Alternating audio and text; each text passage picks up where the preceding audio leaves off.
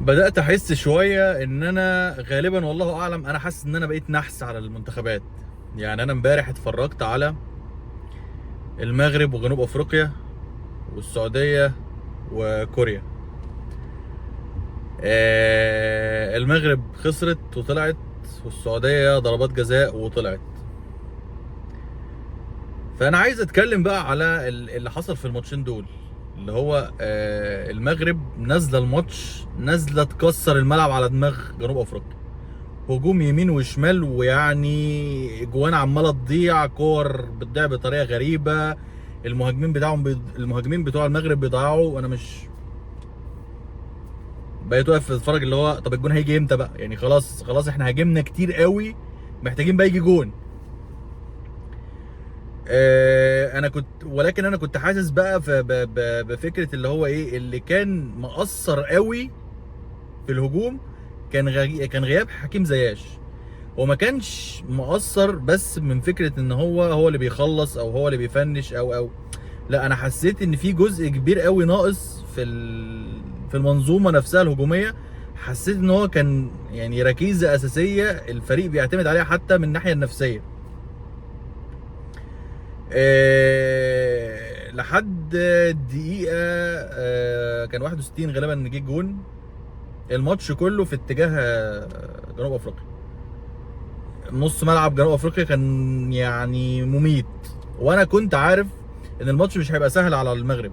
انا كنت عارف ان جنوب افريقيا هتبقى رخمه وهترزل وهترخم، لان انا عارف سان داونز عامل ازاي، واغلب لاعيبتهم اصلا من سان داونز. فانا فهمت يبقى ايه، انا عارف المنتاليتي هتبقى عامله ازاي. منتاليتي الكلاحه دي انا مش غريب عليا. ف وحصل فعلا كلاحة رخامة، واقفين ورا، ربنا مش يعني ربنا مش رايد ان الكرة تخش ابدا للمغرب، لحد ما هوبا كورة خطفوا جول. طيب بعدها المغرب برضو فضلت واقفة على رجلها، فضلت بتحاول، فضلت مش عارف ايه بتاع، لحد ما قرر ان هو الحكم ان هو طب انا عايز اخد دور البطولة بقى، فانا هروح ادي كارت اصفر لمرابط، وبعد كده لا انا هروح للفار ارجع ادي له كارت احمر بدل الاصفر، عشان يبقى ايه، يغيب بدل ما يغيب ماتش يغيب 3 ماتشات يعني. على اساس ان هو ايه، هو عامل حسابه ان المغرب هتصعد، فهو ما بيلعبش لحد النهائي يعني. بعدها جون فاول، جون. فطبعا هارد لك لكل المغاربه. يعني قلبي عندكم والله، فريقكم اتقل بكتير من انه يطلع من دور ال 16 على ايد جنوب افريقيا، بس هي دي سنه الحياه يعني. الحمد لله. يعني انا جاي لكم بقى من واحد محروق اصلا، فيعني ايه. بس احنا كنا عارفين، لو كنا بنقارن منتخب مصر بمنتخب المغرب، يعني منتخب المغرب كان مرشح اكبر بكتير، بس في مشكله في منتخب المغرب بقالها كتير قوي، يمكن حوالي مثلا 28 سنه او 26 سنه حاجه كده، من ساعه اخر مره يعني المغرب بتاخد فيها الكاس. ان المغرب منحوسه قوي في الادوار الاقصائيه. عندها كده حاله من حالات النحس غريبه. يعني سيناريوهاتكم بجد وحشه وحشه قوي، بالمقارنه كمان بالاداء اللي انا كنت بشوفه في كاس العالم والجرينتا والروح، واحنا هنكسب يعني هنكسب وهنتصرف وهنلاقي حل وبتاع.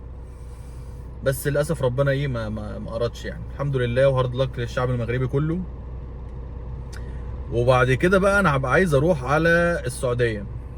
السعوديه بدأ الماتش بدايه خرافيه، كانت تقدر تجيب اكتر من جون، وفي جوان كتير قوي ضاعت لحد الدقيقه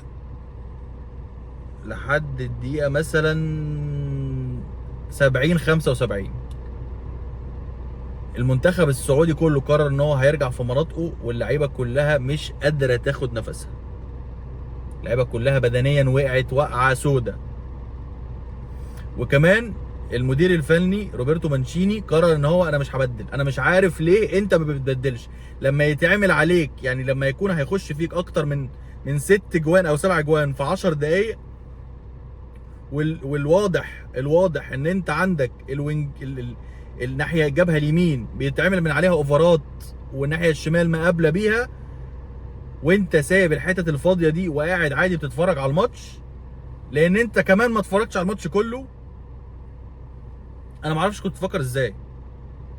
يعني الناس كلها بتقول روبرتو مانشيني جاي السعوديه، الناس كلها عملت فرح ويا لهوي ده المدرب اللي هيجيب بقى السعوديه ومش هيكسبها بس الارجنتين، لا ده هيخليها تاخد كاس العالم اصلا. لقيت مستوى، انت بتعمل مستوى مزري مع المنتخب. انت مش عارف ليه انت مستكبر نفسك على المنتخب.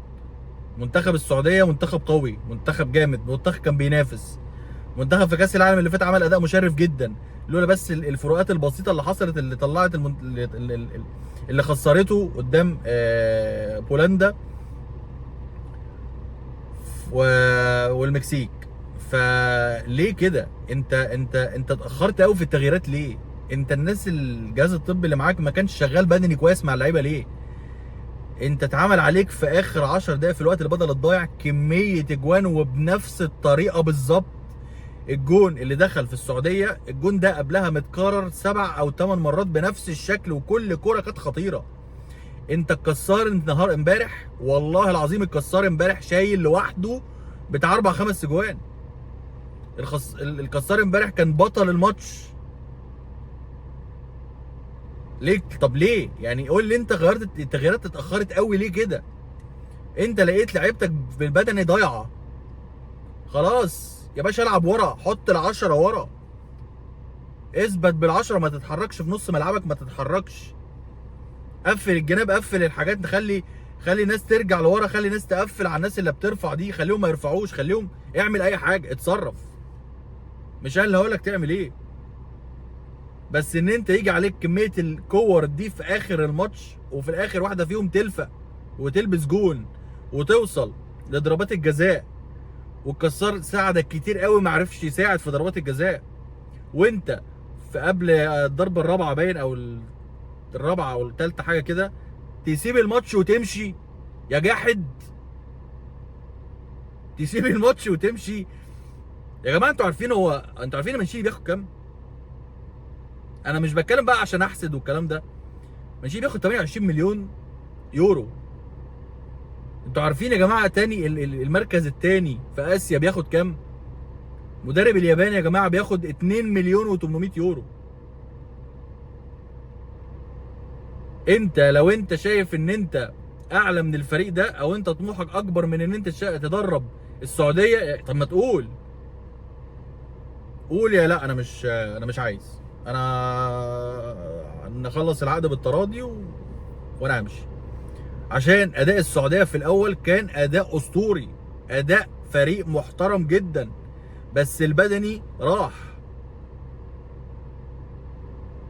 فنرجع ونقول تاني هارد لك لشعب السعوديه كله، ويعني والله انا قلبي عندكم حقيقي. انتوا تحتاجوا مدرب احسن من ده، او المدرب ده يبتدي يعرف هو عايز يعمل ايه، يبتدي يعرف لا انا خلاص انا هشتغل مع المنتخب ده لحد ما نوصل لحاجه، او انا مش عايز اكمل انا ماشي.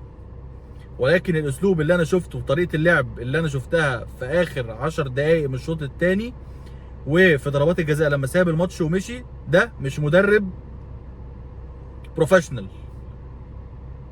خالص. فيعني حقيقي يعني ربنا مع الناس، مع المغاربه، وربنا مع السعوديين كلهم، واي حد بيتفرج على كوره بيشجع اي فريق عربي. احنا قدامنا النهارده عندنا ماتش النهارده ما بين ايران وسوريا، تحسها حرب مش ماتش كوره. فان شاء الله كل التوفيق باذن الله للشعب السوري وان شاء الله يعملوا نتيجه كويسه يعني. والبحرين واليابان، فحقيقي كل الدعم للبحرين، يا رب يعملوا المفاجاه ويكسبوا اليابان، لان الكاسين كاس وكاس اسيا فيهم مفاجآت كتير قوي، فعادي ممكن تلاقيهم عادي بيتاهلوا يعني. وطبعا هارد لك بقى لكميه الفرق العربيه اللي طلعت، يعني مش عايز انسى حد، بس هارد لك لموريتانيا، الفريق المرابطون بجد، الفريق اللي عمل اداء خرافي السنه دي، الفريق اللي بيتبني له بنايه صح من الاول، الفريق المحترم قوي، الفريق الرجاله قوي، الفريق اللي غير الفكره عن موريتانيا وعن الكوره في موريتانيا. وهارد لك للجزائر، كنا متوقعين احسن من كده، بس يعني معلش، طالما ان شاء الله يبقى فيه اسلوب جديد واداره جديده ان شاء الله، ربنا يعني يسهل وتبتدوا ترجعوا تاني. تونس نتمنى من الله ان كميه الفساد اللي في اتحاد الكوره عندهم يخلص بقى زي اللي عندنا بالظبط. احنا كمان هارد لك لينا، لان احنا برضو عندنا بنشترك في موضوع فساد اتحاد الكوره ده. وهارد لك للمغاربه، هارد لك للعراقيين، هارد لك للعراق، هارد لك للسعوديين، هارد لك للامارات. انا مش عايز ابقى ناسي حد، انا اسف لو نسيت حد. هارد لك للبنان ان هي طلعت باص برضه من دور المجموعات. وان شاء الله الجايه احسن ان شاء الله. النسخ الجايه يبقى العرب متواجدين بصوره اقوى ان شاء الله. السيستمز اللي موجوده في البلاد كلها تبتدي تتطبق، وباذن الله يعني الموضوع يبقى اسهل نسبيا للدول العربيه بعد كده، عشان ان شاء الله نشوفهم على منصات بقى التتويج في افريقيا وفي اسيا. وعلى الهامش كده، كنت بتفرج امبارح برضو على ماتش ارسنال اللي خلص 2-1 لارسنال قدام نوتنجهام فورست. وكده ارسنال بقى في المركز الثاني. وفي كوره، بس الجون بتاع ساكا ده، الجون ده يا جماعه اقسم بالله، انا بس بتكلم عن الماتش ده كله عشان اتكلم على الجون ده بس. انا بتكلم، انا هتكلم عن الماتش ده على كورتين يعني. كوره الجون الثاني بتاع ارسنال، وكوره الجون الاول بتاع نوتنجهام فورست. الجون الثاني بتاع ارسنال هي كاونتر اتاك تتدرس، زي الكاونتر اتاك كده بتاعت جوزيه مورينيو في ريال مدريد اللي كان حطها رونالدو في الجون، اللي هي الكره اللي رونالدو في اوزيل، في رونالدو في بنزيما، في رونالدو جون دي. الجون ده يا جماعه يتدرس، يعني كاونتر اتاك زي ما بيقول الكتاب. فطبعا اداء يعني جميل قوي قوي من ارتيتا، اللي نتمنى حقيقي انه ما يمشيش، او نتمنى ان كل دي تطلع اشاعات. والجون اللي دخل في ارسنال بقى، يعني هو جون، انا كنت قاعد بتفرج على الماتش، انا قلت ايه التفاهه اللي دخل بيها الجون دي. يعني الكره تترفع من الشمال تروح ناحيه اليمين، تتلعب بالهيد في مدافعين مع لعيب واحد، الاثنين يتكعبلوا في بعض ويتكعبلوا في اللعيب، واللعيب يلاقي نفسه قدام الجون يحطها جون. فانا شايف ان ده جون ملوش اي لازمه خالص، ده جون اتفه بكتير من انه يخش في ارسنال. ولكن يعني مفيش مشكله، الجون دخل وخلاص، والمهم ان الماتش خلص 2-1 وتمام يعني. النهارده في ماتشات جامده قوي. النهارده في ليفربول وتشيلسي، الماتش ده هيبقى يعني يا اما هيبقى جامد قوي، يا اما هيبقى ماتش 9-0 لليفربول. انا مش عارف هو هيبقى اي واحد فيهم يعني ماتش هيبقى جامد، وممكن تشيلسي تعمل مفاجاه وتكسب، او ماتش يخلص 3-3 بقى، زي اللي هي ماتشات زي ماتش تشيلسي ومانشستر سيتي كده، او هتلاقي ليفربول بتسفلت وش تشيلسي.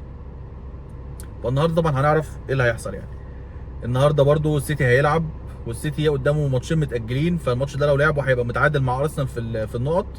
ولو الماتش اللي متاجله ده لعبه هيبقى وكسبه، يعني هيبقى في المركز الثاني تحت ليفربول على طول يعني. فبس ده اللي كان عندي النهارده، و السلام عليكم.